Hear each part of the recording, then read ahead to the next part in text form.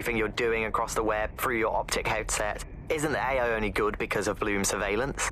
Well, I suppose so, but I prefer not to talk about that side of things. Bagley is so special because it's been trained on this huge cache of information. That's how these AI systems work.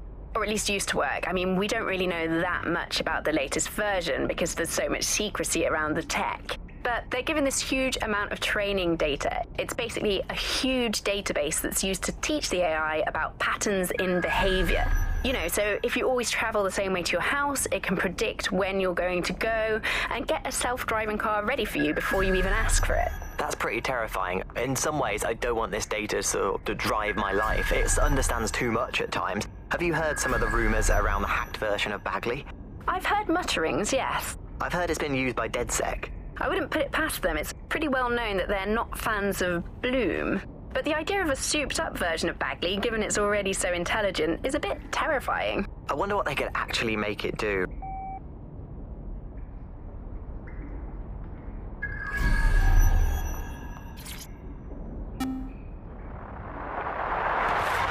Buccaneer, this is The Bug. Hello, Resistors, it's bug time. Are you all sitting comfortably? No? Good. That's as it should be. This is The Bug. I'm Andy, and joining me to analyse the latest blowflies to emerge from the corpse of a once free Britain, it's Alice. Hello, Andy. And today, we're going to talk to you about Albion, your friends and mine. Alice, the government has extended Albion's contract and have also boasted that violent crime has plummeted to a record low. Now, extending Albion's contract, to me, that's like having a pet dog, let's call it Nigel for the sake of argument, that attacks you every single day and thinking to yourself, wouldn't it be nice if Nigel had puppies? That contract has been extended so many times, it's like the neck of a politician that's criticised the government. I'm not sure entirely how those contract extension negotiations went, probably like a footballer. In the old days, I assume Albion's agent was leaking stories to the press about how our favourite private militia was being tapped up by Barcelona or Bayern Munich. The government panics and thinks, well, we better get them signed up before it's too late. But still, violent crime, a record low, although I imagine that probably depends exactly how you count it. If you include violent crime committed by the state, either themselves or via Albion, their chosen violent crime contractors who provide such a very valuable bargain service of beating people up, well, it's probably not quite as low as the figures suggest. I don't know. I think they're probably right. Who has the opportunity to commit violent crime these days anyway? The moment you pick up a fruit knife, you get tasered by a robot policeman and deported for looking Bulgarian.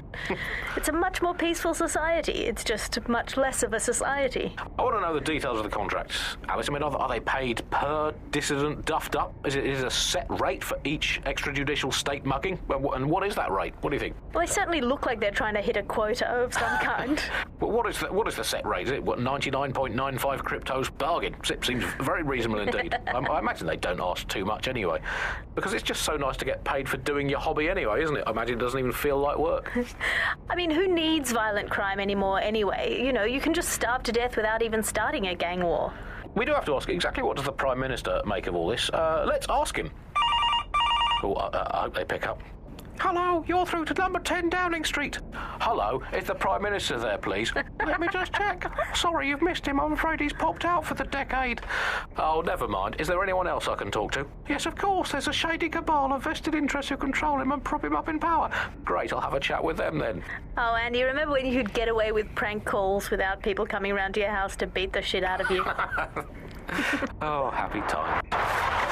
You're listening to The Bug. Did you think the Prime Minister will ever come back? I don't think we've ever had a Prime Minister. Well, that's a much more reassuring way of looking at things. What have we become, Alice? When you look at the state of our politics, we're supposed to have the mother of parliaments. Well, this is one mother that has emphatically abandoned her kids in the woods to be brought up by wolves. And let me tell you, that never works out like it does in the stories. Wolves are bad parents, unless you're a wolf, in which case they can do a job bringing you up as a wolf. Do not give your children to wolves. And do we actually own anything as a country now? Is there anything we haven't flogged off for profit? Oh, I think we've basically just become a homeopathic Britain. Diluted and diluted until there's barely a trace of the original Britain left. But some quackish lunatics insist it actually works better that way. It's total bullshit. Is there anything left? New on The Bug this week, a new feature, the Bug Off feature. The person who has most irritated us in Britain this week, we're going to tell to bug off. And to get things going, I'm going to nominate Big Nigel. Nigel Cass, look, this is Britain. History tells us this place is a bastion of freedom. I'm just not sure that that kind of freedom should involve Big Nigel expressing his freedom to run a private army. I guess historically there is a precedent. The East India Company. That was a trading house with an army of 250,000 soldiers, which is a lot for a company. The Bug PLC has Alice with a water pistol, but crucially, compared with Albion, the East India Company didn't operate its 250,000 strong army in London. It did it a long way away, out of sight, out of mind. Anyone to nominate for the